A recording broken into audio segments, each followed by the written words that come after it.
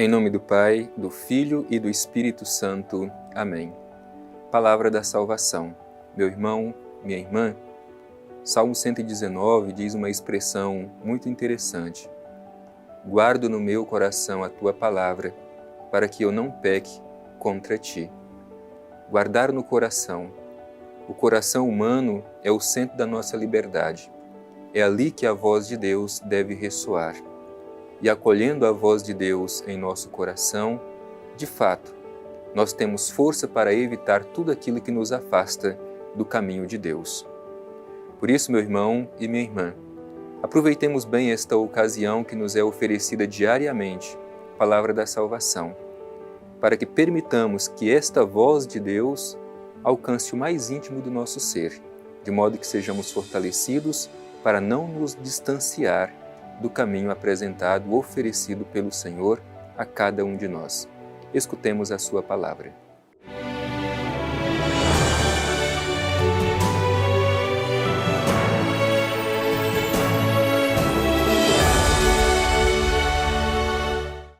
Proclamação do Evangelho de Jesus Cristo segundo Lucas. Glória a vós, Senhor.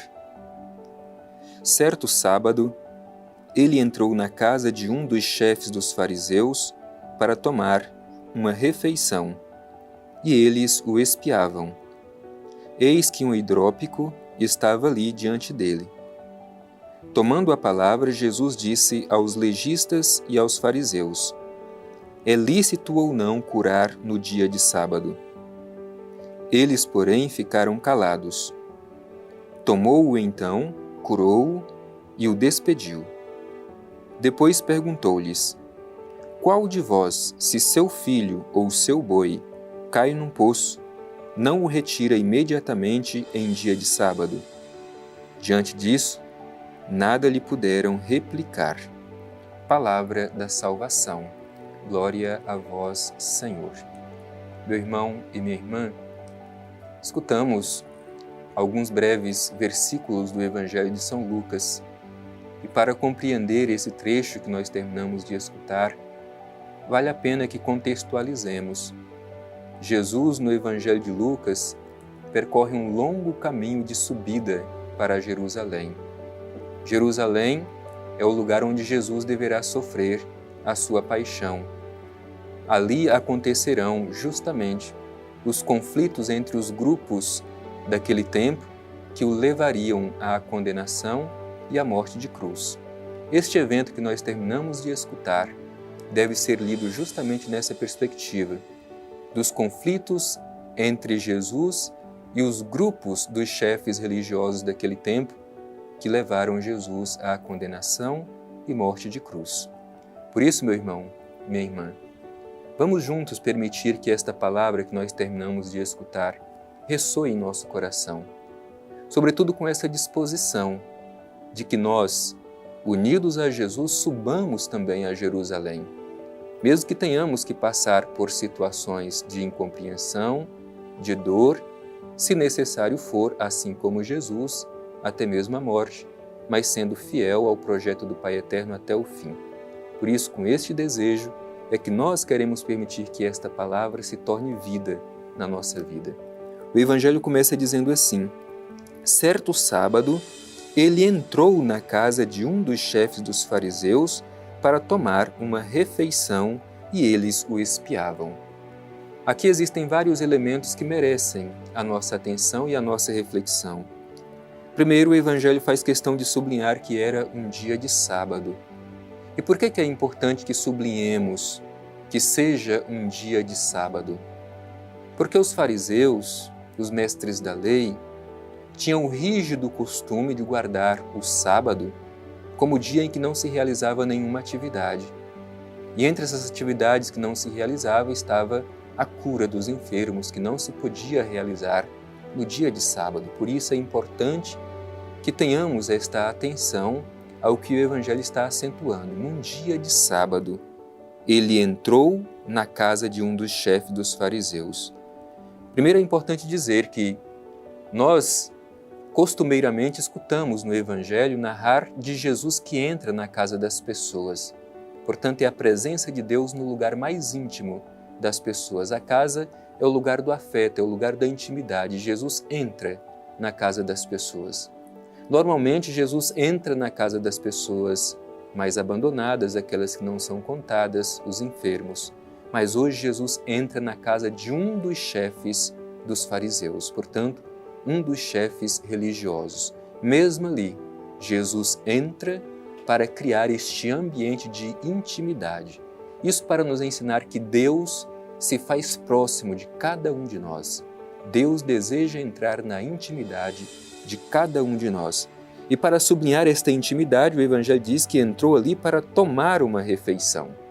A refeição também, talvez para nós hoje não tenha este significado, mas sentar-se à mesa para tomar refeição com alguém significa que este alguém é próximo de nós e que nós compartilhamos da nossa intimidade. Assim faz Jesus com este chefe dos fariseus. Senta-se à mesa para tomar a refeição com eles. Geralmente, onde Jesus está presente, tem a admiração das pessoas. Sobretudo ao escutar o seu ensinamento, as pessoas se maravilham com os ensinamentos de Jesus. Mas aqui, o Evangelho nos apresenta um detalhe. Os fariseus se aproximavam de Jesus para o espiar, isto é, para apanhar Jesus em alguma ação ou alguma palavra que ele dissesse, justamente procurando alguma ocasião para levar Jesus à condenação e à morte. É este o ambiente da cena que nós terminamos de escutar. Jesus entra na casa de um dos chefes dos fariseus, toma a refeição, cria intimidade, afeto. No entanto, por parte dos fariseus, eles querem criar dificuldades para Jesus, para apanhá-lo em alguma palavra ou alguma ação que justifique levá-lo à condenação. Em seguida diz o Evangelho: eis que um hidrópico estava ali, diante dele. O Evangelho não diz como que este hidrópico entrou na casa. Alguém que estava com uma enfermidade que causa um inchaço no corpo. O Evangelho não faz questão de dizer como que este hidrópico, este enfermo, entrou ali na casa. Talvez porque isso não seja realmente o mais importante. O mais importante é o que acontece com este homem que se coloca diante de Jesus. Se ele está ali diante de Jesus, é porque crê que Jesus pode transformar a sua realidade de dor, a sua realidade de sofrimento. Por isso, este homem hidrópico, enfermo, representa também cada um de nós. Representa todos aqueles que não têm ninguém por eles e que precisa fazer esta experiência de ser transformado por Jesus. Colocar-se diante de Jesus com a firme confiança de que Jesus pode transformar a nossa vida. Pois bem, diante dessa situação, o que acontece? Diz o Evangelho, tomando a palavra, Jesus disse aos legistas e aos fariseus: é lícito ou não curar no sábado? Justamente aquilo que nós dizíamos antes. Era um dia de sábado, nesse dia não se podia realizar uma cura. E é por isso que Jesus coloca essa interrogação diante dos legistas, diante dos fariseus. É lícito ou não curar no dia de sábado? Justamente porque Jesus já sabia da intenção do coração dos fariseus, que era apanhá-lo em alguma situação, neste caso, transgredindo a lei do sábado. Diante da interrogação feita por Jesus, o Evangelho diz que eles ficaram calados. Por isso, Jesus o tomou, curou-o e o despediu. E depois perguntou-lhe: qual de vós, se seu filho ou seu boi cai num poço, não o retira imediatamente em dia de sábado? Portanto, Jesus está querendo dizer aqui, se eles têm sensibilidades para um filho que cai num buraco, ou até mesmo um animal, no dia de sábado, que tem a urgência de salvá-lo no dia de sábado, portanto, diante do enfermo que necessita urgentemente de cura, por que adiar este ato de transformação da sua vida? Os outros evangelistas são um pouco mais duros ainda ao dizer: no sábado é lícito fazer viver ou deixar morrer?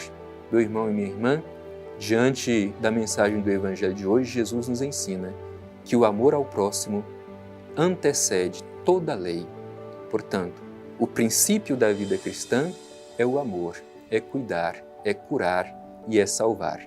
Peçamos que esta mensagem do Evangelho que hoje nós terminamos de escutar nos ajude a viver bem os ensinamentos do Evangelho, sobretudo colocando a vida em primeiro lugar e não a lei que mata, que oprime, em vez de salvar e libertar.